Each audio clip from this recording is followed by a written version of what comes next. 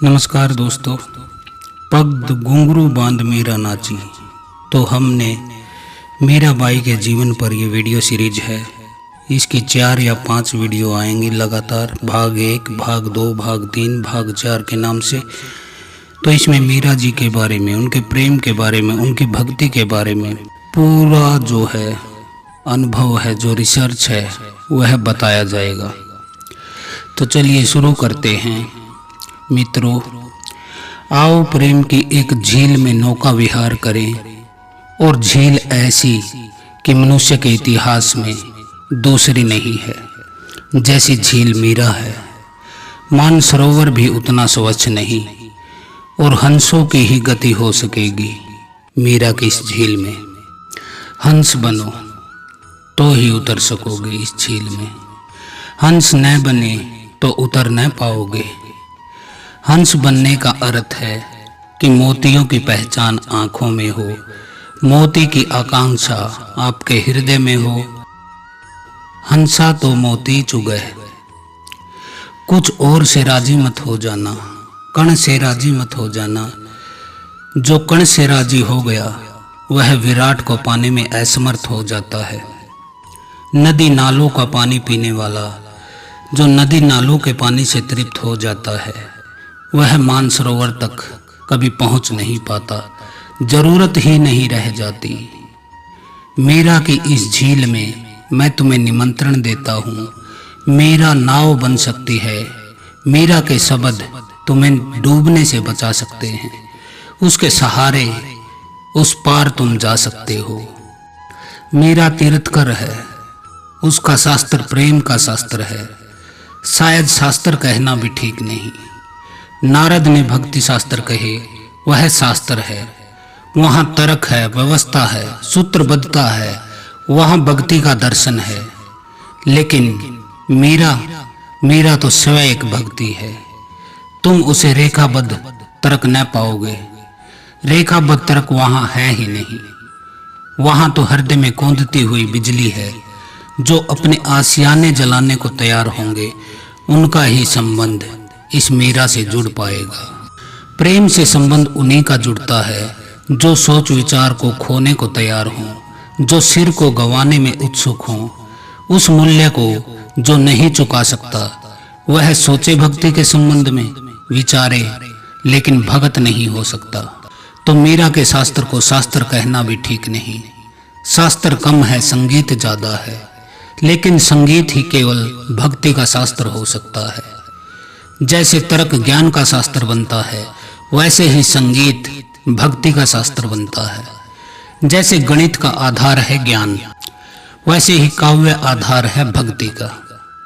जैसे सत्य की खोज ज्ञानी करता है, लेकिन भगत सत्य की खोज नहीं करता।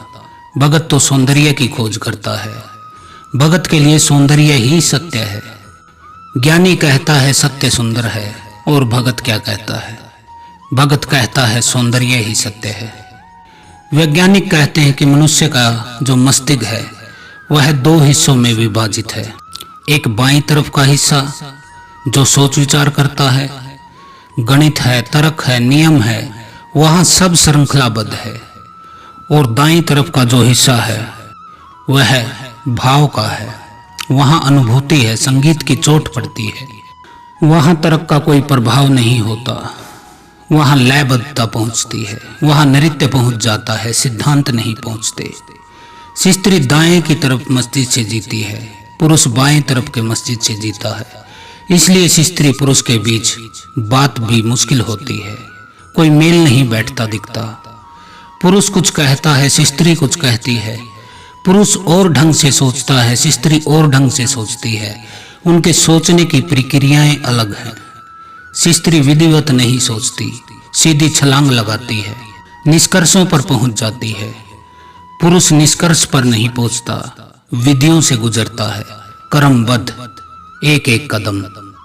लेकिन प्रेम में कोई विधि नहीं होती, विधान नहीं होता। प्रेम की क्या विधि, क्या विधान। हो जाता है बिजली की कौंध की तरह। हो गया तो हो गया, नहीं हुआ तो करने का कोई उपाय नहीं है। पुरुषों ने भी भक्ति के गीत गाए हैं, लेकिन मीरा का कोई मुकाबला नहीं। क्योंकि मीरा के लिए स्त्री होने के कारण जो बिल्कुल सहज है वह पुरुष के लिए थोड़ा आरोपित मालूम पड़ता है। पुरुष भगत हुए जिन्होंने स्वयं को परमात्मा की प्रेसी माना है, पत्नी माना है, मगर बात कुछ अड़चन भरी हो जाती है। संप्रदाय है ऐसे भक्तों का बंगाल में अब भी जीवित, जो पुरुष हैं लेकिन मानते हैं खुद को कृष्ण की पत्नी। यह सखी संप्रदाय के नाम से जाना जाता है। तो इसमें होता क्या है? रात स्त्री जैसा श्रृंगार करते हैं, कृष्ण की मूर्ति को छाती से लगाकर सो जाते हैं। पुरुष करते हैं यह, मगर बात में कुछ बेहुदापन लगता है, बात को जमती नहीं। ऐसा ही बेहुदापन लगता है कि जैसे तुम जो नहीं हो वह होने के लिए जबरदस्ती कोशिश कर रहे हो। पुरुष पुरुष है, उसके लिए स्त्री होने का ढोंग ही होगा। भीतर तो वह जानता ही है कि मैं पुरुष हूँ। ऊपर से तुम स्त्री के वस्त्र पहन लो और कृष्ण की मूर्ति को हृदय में भी लगा लो, तब भी तुम्हारे भीतर का पुरुष इतनी आसानी से नहीं मानेगा। अंदर से आवाज आती रहेगी कि मैं पुरुष हूँ, इसलिए यह सुगम नहीं होगा। स्त्रियां भी हुई हैं जिन्होंने ज्ञान के मार्ग से यात्रा की है, मगर वहां भी कुछ बेहूदी बात हुई। जैसे पुरुष बेहूदे लगते हैं और थोड़ा विचार पैदा होता है कि ये क्या करते हैं, ये पागल तो नहीं है। ऐसे ही लल्ला कश्मीर में हुई, वह महावीर जैसे विचारों में पड़ गई होगी। उसने वस्त्र फेंक दिए, वह नग्न हो गई। लल्ला में भी थोड़ा अशोभन मालूम होता है। स्त्री तो अपने को छिपाती है, वह उसके लिए सहज है, वह उसकी गरिमा है। वह तो अपने को उघाड़ती नहीं। ऐसे उघाड़ती है तो वेश्या हो जाती है, कहलाई जाती है, बोली जाती है, समझी जाती है। मीरा को तर्क और बुद्धि से मत सुनना, मैं पहले ही बता देना चाहता हूँ। आप यह कथा सुने लेकिन तर्क और बुद्धि से नहीं, क्योंकि मीरा का तर्क और बुद्धि से कोई लेना देना नहीं है। मीरा को भाव से सुनना, यदि सुनना है तो भक्ति से सुनना, श्रद्धा की आंख से देखना। हटा दो ये तर्क इत्यादि को, नारे सरका दो, रख दो, साइड कर दो। थोड़ी देर के लिए मीरा के साथ पागल हो जाओ। यह मस्तों की दुनिया है, यह प्रेमियों की दुनिया है, तो ही तुम समझ पाओगे, अन्यथा चूक जाओगे। बहुत बार मौके आए जब मैं मीरा पर बोलता रहा, लेकिन टालता गया, क्योंकि मीरा पर कुछ बोलना कठिन है। महावीर पर बोलना बहुत आसान है, बुद्ध पर बोलना बहुत आसान है, पतंजलि पर बोलना बहुत आसान है। मीरा पर बोलना बहुत कठिन है, क्योंकि यह बात बोलने की है ही नहीं, यह बात तो होने की है, यह भाव की है। मीरा गुनगुनाई जा सकती है, मीरा पर बोलो क्या। मीरा गाई जा सकती है, पर मीरा पर बोलो क्या।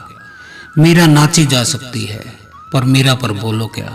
इसलिए तुमसे कहता हूँ, आओ गौरी शंकर पर चढ़ें, प्रेम के गौरी शंकर पर। इसकी ऊंचाई पर पंख लगाएं, पंख फैलाएं। केवल वे ही उड़ पाने में समर्थ होंगे जो तर्क का बोझ एक तरफ हटाकर रख देंगे। मीरा के पास तुम्हें देने को बहुत है। मीरा तो एक मेद है, बादल है, जो बरस जाए तो तुम तृप्त हो जाओगे। मीरा के वचन हम सुनेंगे, चर्चा करेंगे, गुनगुनाएंगे, डूबेंगे। इन वचनों से ऊपर कोई तारतम्य नहीं। ये तो भगत की अनुभूतियां हैं, लेकिन भीतर बड़ा तारतम्य है। ऊपर ऊपर कुछ दिखाई न पड़ेगा कि इससे क्या संबंध है। मीरा ने कोई रामचरितमानस नहीं लिखा कि शुरू किया बालकांड से और चले। ये तो स्वाभाविक अराजक अभिव्यक्तियां हैं। जब उठा भाव गाया, जैसा उठा वैसा गाया। फिर यह लोगों के सामने भी गाई गई बातें नहीं हैं। ये तो उस परम प्यारे के सामने गाए गए गीत हैं। इन गीतों में सुधार भी नहीं किया गया। कवि लिखता तो खूब सुधार संशोधन करता। ये तो कोरे कच्चे वैसे के वैसे, जैसे खदान से हीरे निकलते हैं, तरासे नहीं गए, बेर तरासे अनगढ़। मीरा को फिक्र नहीं है आदमियों की कि इसमें गीतों में कोई भूल चूक होगी, काव्य के नियम पूरे होंगे कि नहीं, मात्राएं ठीक बैठती हैं कि नहीं। इस सब का कोई हिसाब किताब नहीं। तुम जब अपने प्रेमी के सामने गीत गाते हो, यह सब थोड़े ही फिक्र रखते हो। प्रेमी तुम्हारा परीक्षक थोड़े न है, कोई अध्यापक थोड़ा ना है। प्रेमी के सामने जब तुम गीत गाते हो तो तुम यह थोड़े सोचते हो कि गीत भाषा की दृष्टि से, व्याकरण की दृष्टि से, मात्रा छंद की दृष्टि से पूरा है या नहीं। इतना ही देखते हैं कि मेरे हृदय इस गीत में उड़ल रहा है या नहीं। जैसे शराब की भरी हुई प्याली हो तो प्याली का आकार कौन देखता है कि किस आकार की है। तो तुम पियोगे तो समझोगे और तारतम्य भी मिलेगा, लेकिन तारतम्य ऐसा रहेगा ऊपर ऊपर से तो दिखाई न पड़ेगा। जैसे एक गुलाब की झाड़ी पर बहुत से गुलाब के फूल खिले हैं, कोई छोटा है कोई बड़ा है, मालिक उछल रहा होगा कि कोई सफेद है कोई लाल कोई पीला है, सब अलग अलग ढंग से खिले हैं, लेकिन सबकी जड़ एक ही है। वही जड़ तुम्हें दिखाई पड़ जाए तो तुम मीरा के साथ हो लोगे।